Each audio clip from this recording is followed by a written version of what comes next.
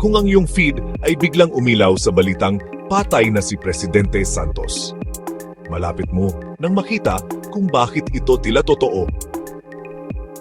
Bagong balita, ang mga social feed ay binaha ng mga larawan.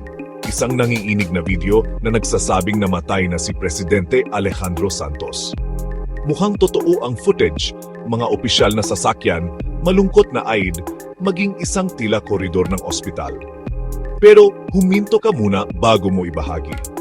Mabilis na pagtingin ay nagpapakita walang pahayag mula sa gobyerno, walang kumpirmasyon mula sa mga mapagkakatiwalang network, at ang video ay nagmula sa isang hindi kumpirmadong account. Sabi ng mga eksperto, mas mabilis kumalat ang mga deepfake at staged na video kaysa sa katotohanan. Tinatawag namin itong isang umuusbong na balita. Ito ring itong hindi kumpirmado hanggat hindi ito kinukumpirma ng mga pangunahing media o ng palasyo. Gusto mo ng simpleng panuntunan?